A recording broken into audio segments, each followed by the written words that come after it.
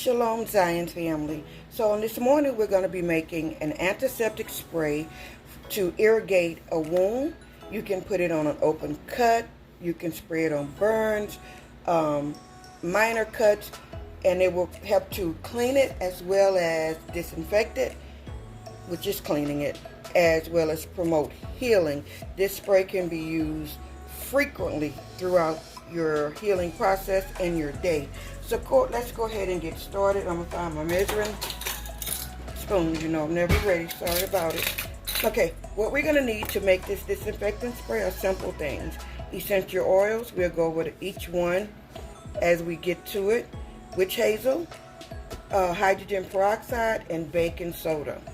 Some people call this a Bakin antiseptic, but instead of using witch hazel and peroxide, they actually put bleach in it.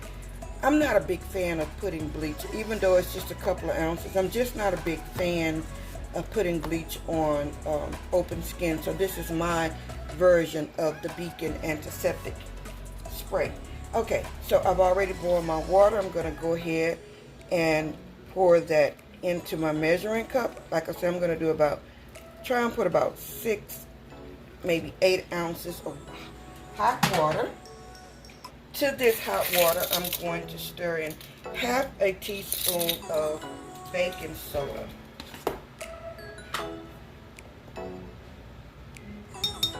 Okay. And this is baking soda, I promise you. I just take it and put it in a bigger container.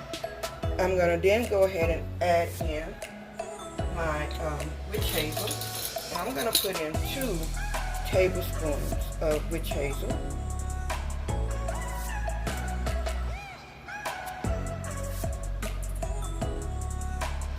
Alright, and I'm going to wait to add in my hydrogen peroxide until the very end. I'm going to go ahead and give this a quick stir, okay? And now we're going to, my water's still a little too warm. I'm going to wait for this to cool down just a tad bit before moving on to our next process, which is adding our hydrogen peroxide as well as our essential oils. So once this cools down just a tad bit, I'll be back. Okay, now that our water has cooled down just a tad bit, I'm going to go ahead and add in 3 tablespoons of the hydrogen peroxide.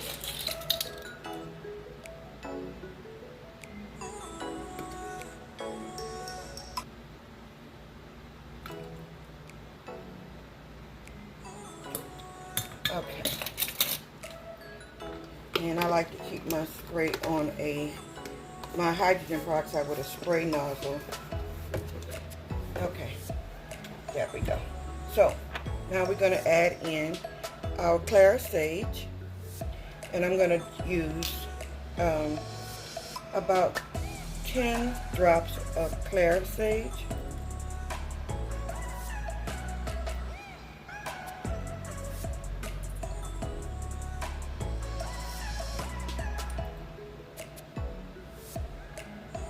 Okay, so that's done.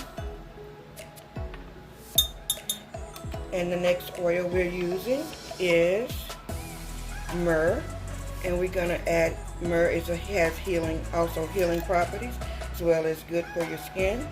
So we're going to add in 10 drops of myrrh. Let's do 15.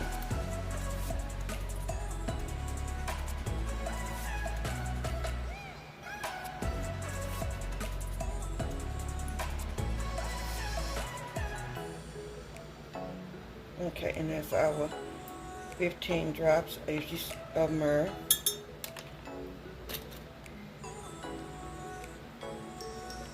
Alright, and then we're going to do 15 of frankincense. Okay.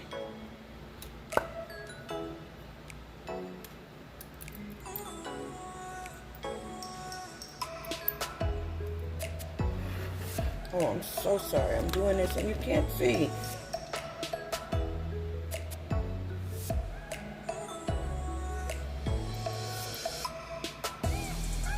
Okay, so that's 10 drops of frankincense. And we're going to add 2 more. And we're going to add 5 drops each. So we'll have chamomile here. And we're going to add 5 drops of chamomile.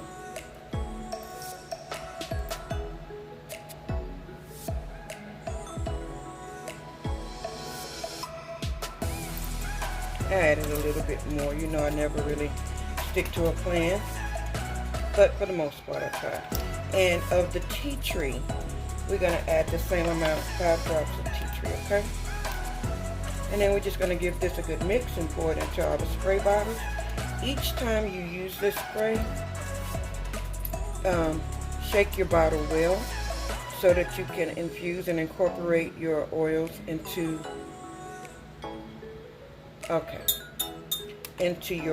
your water solution. And then you just spray directly onto your wound. I'm going to give this a quick stir before adding it so that everything marries very well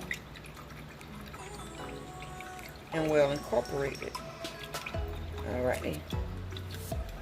Now we're going to just go ahead and add this into, you want to put it in an amber colored bottle or colored bottle. You don't want to put it in a clear bottle because it degrades your solution. Let me grab a funnel. Give me 1 second, family. Okay, now that I have my funnel, I'm going to give this a quick stir run once more. And we're going to put this in our spray bottle. Try not to overfill it.